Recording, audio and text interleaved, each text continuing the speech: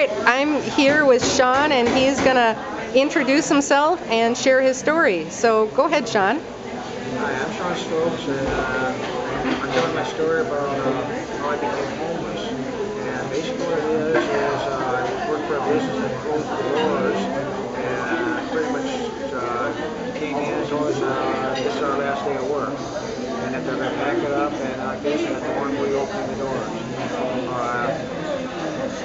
In doing that, I tried to file for unemployment and eventually for emergency assistance. Got turned down basically full. The unemployment was because there was no money paid into it. As far as the general assistance, it turned out that they had a computer problem that basically said I didn't exist. And when they got fixed to try to exist, they said that I used the benefits that I never received. At the time, I was dealing with a lot of anger issues due to all the trouble that they get trying to find the help that you want, requiring sending you from one place to the next basically they tell you to go to someplace else or go back to where you came from, and it's like everybody was slamming the doors in my face. Doing it, I found myself checking into a shelter and basically learning where to go to get the things I needed just so I could exist. Along with that, I ended up with some medical problems, and that just lengthened everything I was dealing with. And Shawn, can you tell us about your history in the military? My history is in the military. I went in 1980, February 23rd, in the Marine Corps. In doing that, I went in for electronics training and got pulled out of that and sent over to Camp Lejeune for training with the Landing Support Battalion, and then sent into Lebanon. Being in Lebanon was frustrating since basically just went there as a police action. It was just there to keep the enemy from crossing the border. Shortly after pulling out of there, our relief group, there was over 200 Marines killed. We thought we were going to be sent back in there. We lucked out by having another ship on its way, so they sent us home. When we got home, basically they acted like it was no big deal that we didn't do anything, which is hard because we were out there fighting, not in a combat exactly, but yet had snipers on us and cannons on, bombs blowing up, smoke and stink. Lebanon basically was full of burnt bodies and hair. Smelled that every day.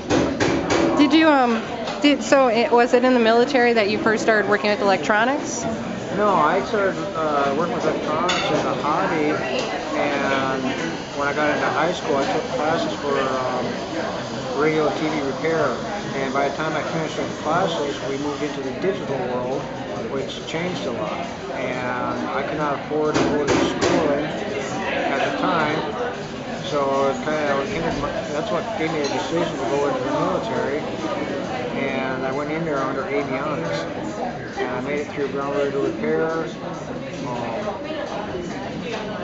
basically soldering. I got a degree for soldering under NASA specifications. Got into encryption, and I got pulled out of that, and that's when I was sent over to Camp Lejeune for ground support as comm support. And I didn't do much of that. I was basically part of the machine gun team and trained with recon and the grunts. Okay. When did you become homeless? What year was that? Well, I've been homeless like 3 times total. First time was in '84, about a year after I got out of the service. Basically, I was working through temporary services, about the only jobs you could get at the time. And then winter time came along, and the jobs were being cut, and I couldn't afford to pay my rent, so I got evicted and I'm homeless. That was for a short time until I actually got into a full-time job about January. And then the next time you were homeless? Second time was after my wife and I had a little disc-up. I got injured, a piece of metal in the eye, and trying to get financial help up in Cabot County. They basically just push stuff out the door. I couldn't even get medical attention without money to pay first. So I was suffering pretty seriously. Finally, I went to Isanti County to the hospital there. They took care of it, but I was working for my dad at the time, and all we had was insurance, which is just basically disability. It doesn't cover workman's comp, so there wasn't enough money, and that put me homeless. And then the third time? Third time was basically the bit with the job that closed the doors, and I was out looking for work. Work was getting hard to find.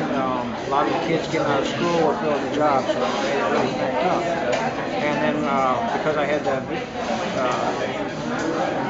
basically visual problems, visually impaired, nerve damage, and I'm also nerve damage hearing impaired. The two of them made it hard to get some of the jobs. People tell me they're afraid that I couldn't see the detail that they needed, or they're afraid if they said look out, I wouldn't hear it. Oh, so they thought that you were just a walking accident waiting to happen. Pretty much, yeah. Okay. So they didn't want to harm me because they're afraid they'd have to pay the extra liability. Tell us how we got connected. Well, basically, I was working through a resource center looking for work and stuff like that. And there's a lady there that I got to know pretty well, say hi to her and stuff, and ask her how the weekend went. And one day she told me that her computer crashed. And I told her what it sucks. And she said, yeah, Windows 98. Well, I happened to have the disk on me, so I offered to fix her computer stuff. And basically got it. I updated her computer to Windows ME and made her happy as can be and stuff like that. And she happened to hear about some computer training class posted by AT&T. And if I was interested, I said yeah. So we took care of the things I needed to get into it. I did the pre-test and stuff, and then on the first day of the class I got in there, that's when I met you, Adrian. And you came in there with the spunk of making things happen, and we had a lot of good classmates that really wanted to learn and do this and make it successful. And it was like a first-time class, and try to put this together and make it work so people can learn how to repair computers and hopefully get into the business of doing it and make good money and pull themselves out of like a low-income area up to the next class so they can have a better life. Cool. And what did you think of the class and working with folks? And what was one thing you think you got out of the training for A+? Well, the nice thing I got out of it is I never used Windows XP, so I got to learn Windows XP real well, since that was the running operating system at the time. And I was kind of behind, but I learned some terms and stuff like that. Having people of different cultures and stuff, I got to learn the words they used to call the different computer parts and how they pronounce them, so that was interesting, which if you're going to work on computers, you got to be able to know what they're talking about when they do it, so that helped a lot. I learned out there was a lot more new items out there than I was aware of, different processors I never heard of. I learned how much the computers have, the operating system and internet actually became one, where before I was never really thought of that. It was kind of like separate ends. That they both need each other to work. What are your plans for the future, Shawn? I know you recently just had surgery. They found a growth in or around your stomach, so you had that taken out. And you're feeling better now, right? So what are your plans for the future? Well, I'm feeling a lot better. Right now my goals is I still got to finish healing, which should be too much longer. And then finding a job to get money flow going again.